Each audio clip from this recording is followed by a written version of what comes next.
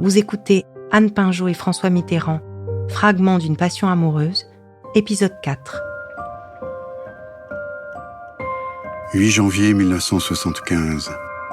Mazarine chérie, j'écris pour la première fois ce nom.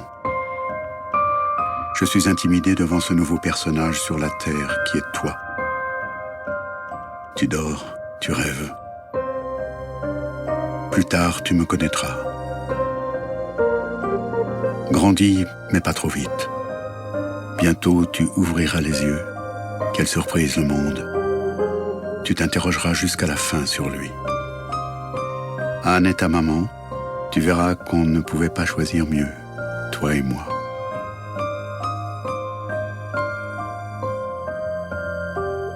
Pour Anne Pinjot, ces heures éblouissantes sont aussi des heures difficiles, car il ne fait pas bon être une mère célibataire dans la France des années 70. Anne avait déjà dû avouer à ses parents sa relation avec François Mitterrand, un homme marié. Mais l'annonce de sa grossesse a été une déflagration. Si ses parents, bouleversés, témoigneront à leur fille beaucoup d'amour, il lui faudra pourtant accoucher à Avignon, loin de Clermont-Ferrand, avec la complicité et le soutien de sa sœur aînée Martine, qui, malgré le qu'en dira-t-on, n'hésitera pas à accueillir la maman et son bébé pendant plusieurs semaines. Puis il faudra cacher la nouvelle à la grand-mère de Anne, qui ne doit surtout pas apprendre la vérité. Et jusqu'à la mort de cette grand-mère, la petite fille sera présentée comme l'enfant d'une amie, dont Anne doit s'occuper. Le secret va ainsi frapper des deux côtés de la famille de Mazarine. Car pour François, il n'est pas question non plus d'informer Daniel, malgré l'accord tacite passé entre eux de nombreuses années auparavant. Un accord qui ne prévoyait pas d'enfants supplémentaires dans la vie de François. Mais peu importe. Ce bonheur, même incomplet, se vivra désormais à 3. Anne devient l'alliée indispensable de François. C'est elle qui tape souvent à la machine ses discours ou ses manuscrits de livres. François Mitterrand n'hésite pas à prendre tous les risques, afin de vivre cette complicité avec Anne Pinjot qui l'accompagne parfois lors de déplacements politiques. Elle est même présente à Florence en 1976, lorsque la télévision prépare un portrait de François Mitterrand. Image volée par la caméra comme par accident. Mais qui est donc cette jeune femme qui accompagne souvent le leader socialiste ? Personne n'ose poser la question. Cet équilibre que François tente de maintenir coûte que coûte est en réalité bien fragile. Anne supporte de moins en moins cette vie qui la relègue pour toujours dans l'ombre et le secret. Parfois, elle se sent l'esclave de cette relation. Elle a le sentiment d'être enfouie dans un boyau infernal dont elle ne parviendrait jamais à sortir. Surtout, le séducteur accumule à nouveau les conquêtes féminines. Et ce qui avait tant blessé Daniel dans les années 50 blesse maintenant profondément Anne. Elle ne supporte plus les absences et les écarts de l'homme qu'elle aime. Alors il y aura encore des crises douloureuses entre 1976 et 1979. À chaque fois, Anne Pinjot fermera sa porte pour signifier l'impossibilité de cette vie. Et toujours, François Mitterrand tentera par tous les moyens de sauver leur relation, refusant de renoncer à cet amour.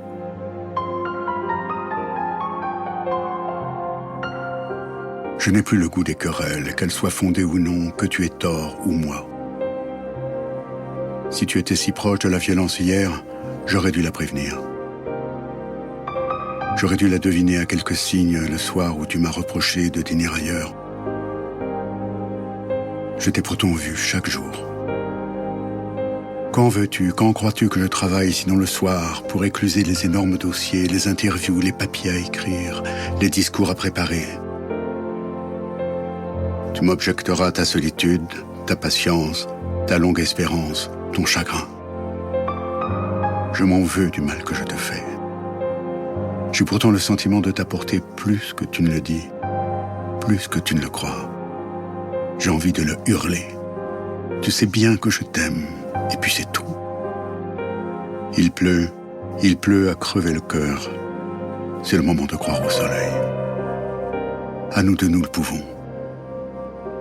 Séparés, comment ferions-nous ?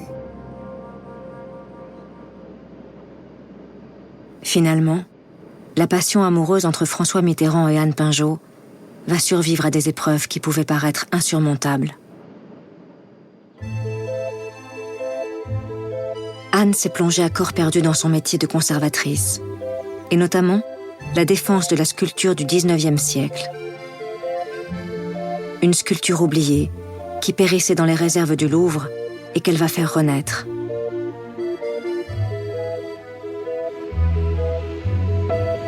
Lorsqu'est finalisé le projet du musée d'Orsay, imaginé sous Georges Pompidou, Anne Pinjot obtient de pouvoir exposer ses statues jusque-là ignorées, mais qui seront bientôt considérées comme des chefs-d'œuvre.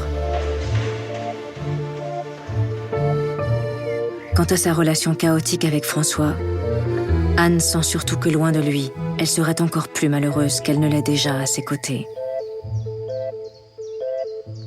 Et au fond, quelle chance de pouvoir aimer un homme que l'on admire.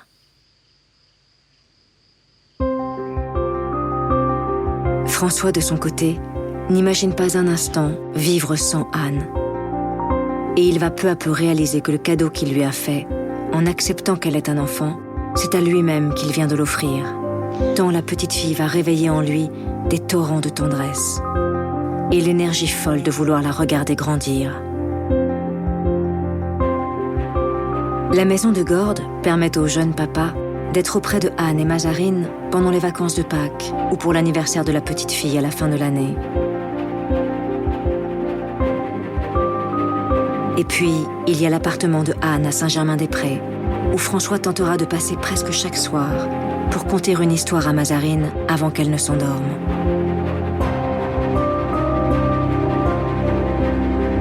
Sans oublier les moments partagés à Hossegor, au bord de ce lac qui accueille la famille Pinjot. Les mois et les années vont ainsi passer, avec la surprise de découvrir chaque jour que la vie avec une jeune enfant réserve bien des bonheurs. Sans rien empêcher d'une irrésistible ascension vers le pouvoir, qui connaît son point d'orgue en 1981, lors de la 3e candidature de François Mitterrand à la présidence de la République.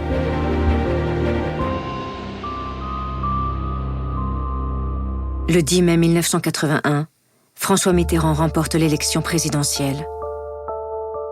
Dans son hôtel fétiche du Vieux-Morvan à Château-Chinon, François téléphone à Anne en fin d'après-midi pour lui annoncer la nouvelle. Plus que jamais, sa vie avec Anne et Mazarine va devoir être cachée. La petite fille de 6 ans et demi et sa maman seront donc privées des festivités du 21 mai 1981 à l'Élysée, quand François Mitterrand devient officiellement le nouveau président de la République. L'Élysée pour Danielle Mitterrand, qui deviendra la partenaire du président tout au long de ses mandats. Et en ce jour si particulier, l'Arc de Triomphe pour Anne et Mazarine, qui assistent discrètement à la cérémonie. La petite fille, juchée sur les épaules de l'ami fidèle Charles Salzman, observe, étonnée, le premier geste officiel de son papa devant la tombe du soldat inconnu. Une nouvelle page de cette extraordinaire histoire d'amour vient de s'ouvrir. Ce sera la dernière, et peut-être la plus intense. Car une fois encore, François Mitterrand va surprendre Anne Pinjot. Il sait qu'il ne peut plus lui imposer une vie séparée et en pointillé, au risque de la perdre pour de bon. Alors François, sans l'expliquer ni se justifier, va faire ce que Anne attendait depuis tant d'années. Ils vivront désormais ensemble, chaque jour de leur vie, comme un couple presque normal. Le lieu de cette vie en commun sera l'Alma, quai Branly, où l'on traite le courrier de la présidence et où habitent plusieurs conseillers de l'Élysée. Anne Pinjot et Mazarine doivent donc quitter à leur grand regret l'appartement de Saint-Germain-des-Prés, que les services de sécurité, qui sont immédiatement mis dans la confidence, disent impossible à protéger.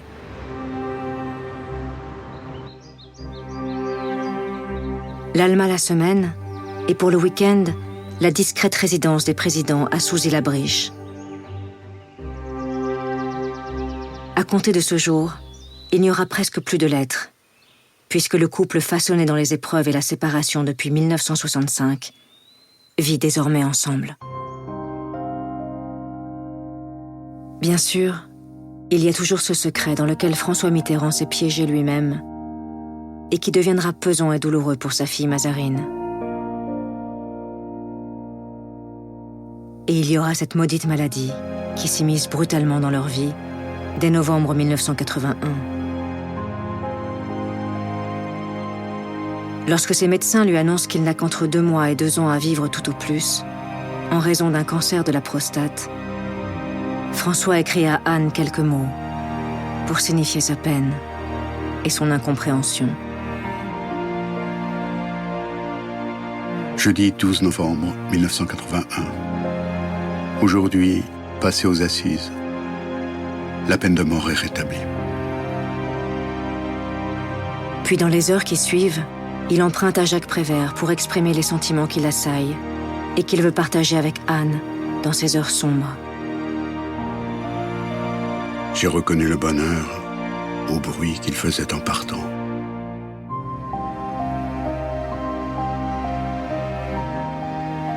Alors, quand l'homme va se battre et gagner temporairement son combat contre la maladie, il va savourer chaque instant gagné sur la mort et chérir ces rituels qui marquent le temps qui passe.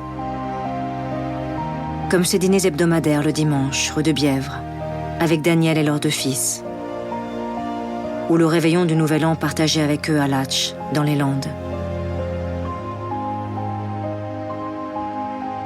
Mais pendant les 2 septennats de François Mitterrand, avec leurs succès, leurs échecs et parfois leurs dérives, les albums photographiques personnels du président vont raconter une vie enfin partagée avec Anne Pinjot. Des albums minutieusement constitués et annotés de sa main, comme le journal d'une vie quotidienne avec Anne et Mazarine, entre l'Alma, Gordes et Souzy. Et pour Anne Pinjot, une vie qui sera tout entière consacrée à la création et au rayonnement du musée d'Orsay. Désormais, François et Anne fêteront ensemble chacun de leurs anniversaires. Lorsque François Mitterrand quitte la présidence de la République en mai 1995, après 14 années, l'homme est presque au bout de ses forces. Son cancer, déclaré à l'automne 1981, et dont il a cru être guéri, a fait une récidive en 1992.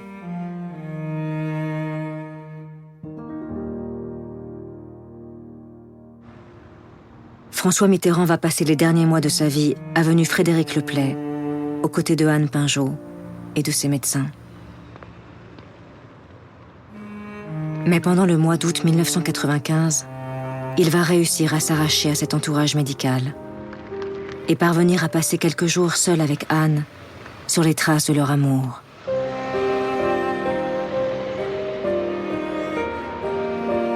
François Mitterrand, qui a tenu à tout organiser, veut absolument faire ses adieux au lieu de son enfance.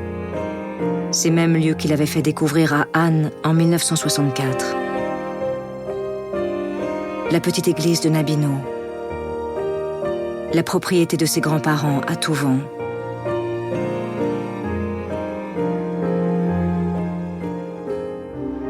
Au fil de ces 4 journées hors du temps, Anne comprend que pour François, c'est non seulement un adieu à sa jeunesse, mais aussi un adieu à leur amour. Celui de Anne-François, 30 années exactement après leur union, née à l'été 1965. Dernière photographie, dernière lettre.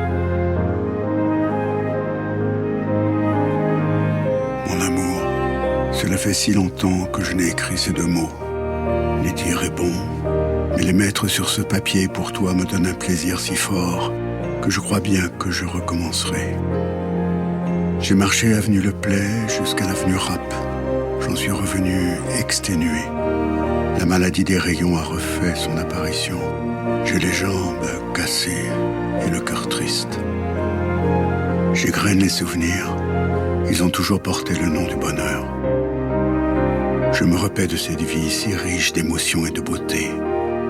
Tu doutes toujours de tout quand il s'agit de moi et pourtant, je me sens si plein, si riche. J'allais écrire si fort de ce qui nous unit.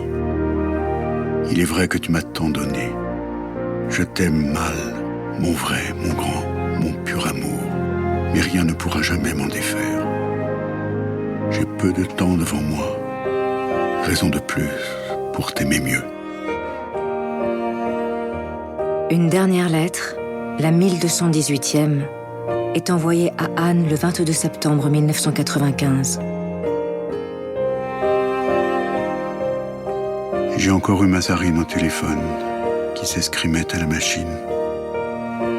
Elle a été charmante, comme elle sait l'être. Quel cadeau tu m'as fait.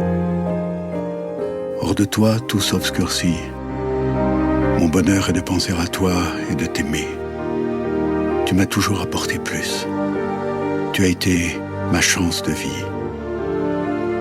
Comment ne pas t'aimer davantage ?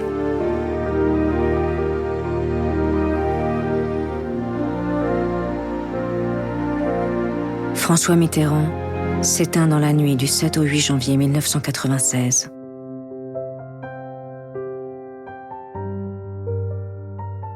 Si vous avez aimé ce podcast, vous pouvez vous abonner sur votre plateforme de podcast préférée et suivre Initial Studio sur les réseaux sociaux.